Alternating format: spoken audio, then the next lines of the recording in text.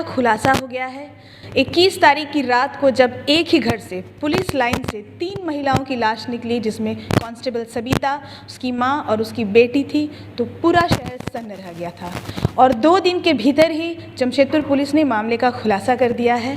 SSP का जो सरकारी ड्राइवर है, जो इस जिले का सरकारी ड्राइवर है, आरक्षी है, वही हत्यारा निकला है, जो प्रेमी है और उसी ने हत्या की। हम पूरी जानकारी लेते हैं एसएसपी प्रभात कुमार से। तो इस मामले में जो आरोपी है वो प्रेमी था, वही कातिल निकला, और कैसे आप पहुंचे इस खुलासे? जी, जो अपराधकर्मी है, जो आरोपी है, जिसके द्वारा इस तरीके का जघन्य अपराध को अंजाम दिया गया है, वो इस ज़िले का एक चालक आरक्षी है। और जो महिला पुलिसकर्मी हैं जिनकी हत्या हुई है, वो और चालक आरक्षी पिछले 6 वर्षों से एक दूसरे को जानते हैं। एक दूसरे से दोस्ती थी, एक दूसरे के घर पे आना जाना होता था और दोनों में काफ़ी मधुर संबंध था। ये जो मृतिका आरक्षी थी, उनके घर वाले भी ये बात जानते हैं। और मृतिका के जिस फ्लैट से डेड बॉडी मिला है वो उनके नाम से अलॉट था, वो सरकारी क्वार्टर है। और किसके नाम से अलॉट था सर? जो मृतिका है उनके नाम से अलॉटेड था, वो सरकारी क्वार्टर है। और उसमें जो चालक आरक्षी है, जो जिसने इस घटना को अंजाम दिया है, उसके द्वारा फ्रिक्वेंटली वहाँ आना जाना करते थे।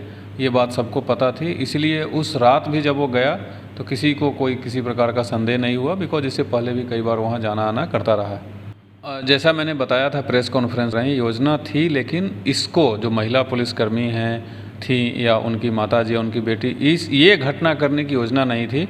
एक्चुअली ये पिछले 6 साल से एक दूसरे को जानते थे, एक दूसरे से संबंध में थे, एक दूसरे के आना जाना करते थे। और इसी बीच जो चालक आरक्षी हैं, इसको कहीं से पता चला कि जो महिला आरक्षी हैं उनको किसी और लड़के से भी दोस्ती हो गई है और उस लड़के का भी इनके यहाँ आना जाना या मोबाइल से इनसे बात वो लड़का कर रहा है। ये बात जो चालक आरक्षी है, जो आरोपी है, इसको पसंद नहीं था और एक तरीके का ये मन में ग्रज पाले हुए था कि हम दोनों के बीच में कोई और आ गया है। तो जो योजना बनाई गई थी, जो प्लानिंग इसके मन में चल रहा था, वो था कि उस लड़के को एलिमिनेट करना है, उस लड़के को हम दोनों के बीच से हटाना है। और उस रात भी ये सोच के यही गया था कि वो लड़का आएगा तो हम उसको एलिमिनेट करेंगे।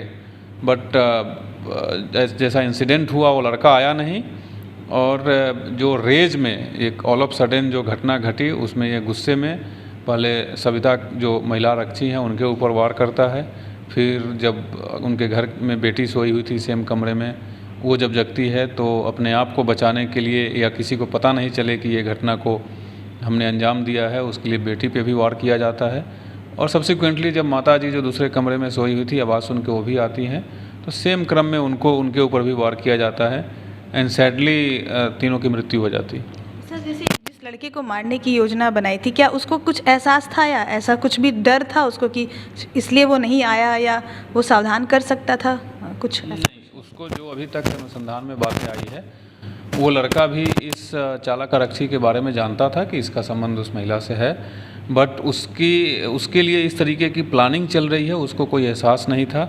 और ना इस चालक आरक्षी को ये पता था कि वो आज आएगा ही आएगा। वो इन लोगों के मोबाइल फ़ोन पे जो महिला आरक्षी थी या चालक आरक्षी है, इन दोनों के 19 तारीख की शाम में जो मोबाइल पे वार्तालाप हुई, उस वार्तालाप में इस चालक आरक्षी जो आरोपी है, इसको संदेह हुआ कि शायद वो लड़का आज आएगा।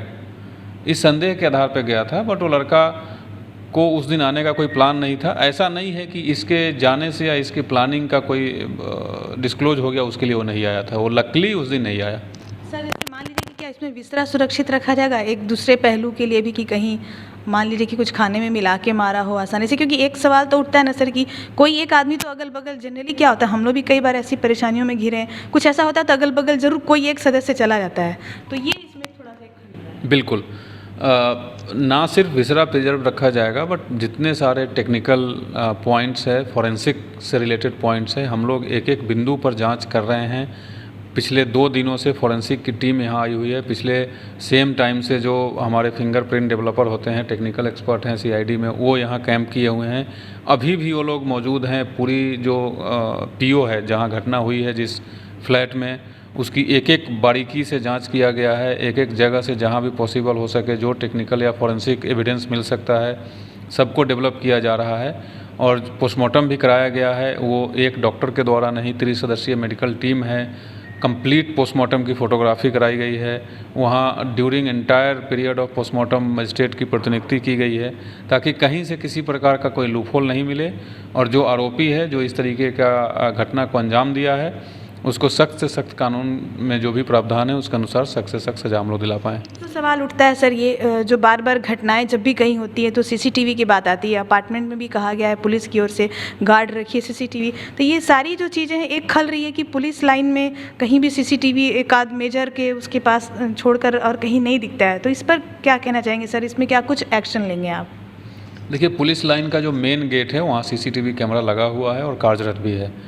जो ये परिसर की बात है जहाँ फ्लैट है डेफिनेटली उसमें सीसीटीवी कैमरा नहीं है, प्लस एक्सेस कंट्रोल है। चूँकि ये चालक जो आरोपी है ये इसी ज़िले का चालक आरक्षी है, इसको पुलिस लाइन के परिसर में रहने वाले सभी लोग जानते हैं, इसीलिए इसके आने जाने में ना किसी को कभी कोई संदेह उत्पन्न हुआ, ना इसको कोई रोका।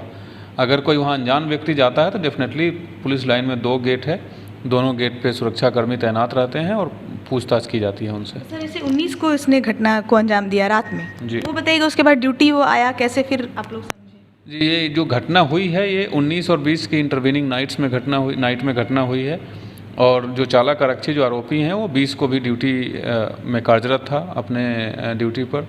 और हम लोगों को जो पुलिस को पता चली है इस घटना के बारे में 21 की देर शाम में पता चली है, जब अगल बगल के लोग एक तो उसके परिजन खोजने लगे कि ना तो वो ड्यूटी आ रही थी ना वहाँ कुछ फ्लैट में किसी प्रकार का कोई हलचल था, और 2 दिन हो जाने के बाद शव से भी एक बदबू आने लगी थी।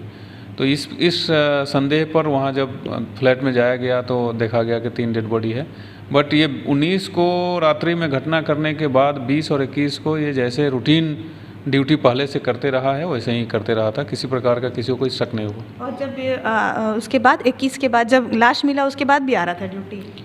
नहीं, जिस दिन 21 की रात्रि में लाश मिला उसके बाद जब पुलिस टीम वहाँ पहुँची, हम लोग भी जब पहुँचे तो हम लोग इमीडिएटली अनुसंधान शुरू कर दिए और उस महिला से जितने लोगों का संपर्क था, जो लोग थे, चाहे वो पुलिस वाले हो या पुलिस से बाहर के हों, सब लोगों को जो एसआईटी की टीम थी वो हिरासत में लेना शुरू कर दिया। उसी क्रम में उसी दिन इस चालक आरक्षी को भी हिरासत में ले लिया गया था। हाँ, 22 को नहीं, 21 की रात्रि में ही इसको हिरासत में ले लिया गया था। उस रात ही हाँ, हिरासत में? पूछताछ के लिए 21 की रात्रि में ले लिया गया था।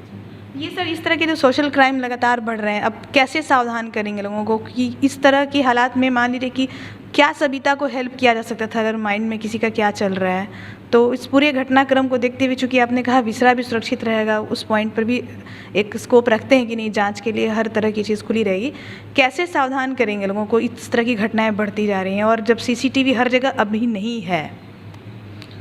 देखिए, ये एक नो डाउट एक काफ़ी पिकुलियर इंसिडेंट है, ये अपने आप में एक अलग इंसिडेंट है। और इस तरीके की घटना अगर आपके साथ कोई जान पहचान का आदमी ही दे जिसको आप पिछले 6 साल से जान रहे हैं, तो ऐसे में बचना थोड़ा मुश्किल हो जाता है। बट फिर भी अगर एक टेक अवे मुझे यहाँ से लेना है और आपके माध्यम से अगर लोगों को बताना है तो यही बताना है कि जो परिवार की बॉन्डिंग होती है या परिवार की जो सैंक्टिटी है उसको मेंटेन किया जाए।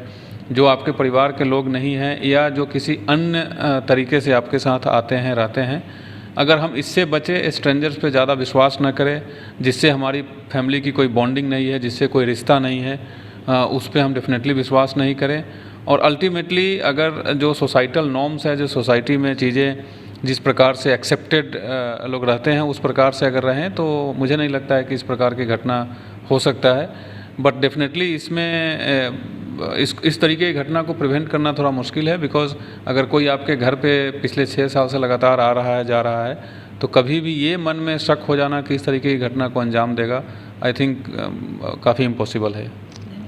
तो ये थे प्रभात सर जिन्होंने बताया कि किस तरह से जमशेदपुर पुलिस ने 2 दिनों के भीतर इस पूरे मामले का खुलासा किया। चूँकि कांस्टेबल सबिता अब इस दुनिया में नहीं है तो वो अपना पक्ष रखने के लिए नहीं है, तो उनकी निजता का ख्याल रखते हुए कई सारी ऐसी बातें हैं जो पुलिस की ओर से नहीं बताई गई और हम भी नहीं पूछेंगे। लेकिन इस पूरे प्रकरण पर 2-3 सवाल ज़रूर उठ खड़े हुए जिस पर ध्यान देना है, जो एसएसपी सर ने भी कहा है। सबसे पहली बात तो ये है कि सीसीटीवी लगाए जाएंगे। सर ने कहा है कि इस बात पर ध्यान दिया जाएगा कि वहाँ और कहाँ-कहाँ सीसीटीवी लगाया जा सकता है ताकि कौन आ रहा है, कौन जा रहा है, किस वक्त आ रहा है, ये पता चले। दूसरी बात है कि खुद भी सतर्क रहना है और जो भी इस तरह के सोशल क्राइम बढ़ रहे हैं तो उसके रूट कॉज पे जाना है कि किस तरह की परिस्थितियों में ऐसी घटनाएं हो रही हैं और स्ट्रेंजर्स को अपने घर में न रहने दिया जाए। इस तरह की कुछ चीज़ें हैं, उसके लिए खुद लोगों को सावधान रहना होगा। फिलहाल जमशेदपुर पुलिस को इस बात के लिए बहुत बधाई कि उन्होंने इस मामले का खुलासा कर दिया। सहयोगी बबलू के साथ अन्नी अमृता, शार भारत के लिए।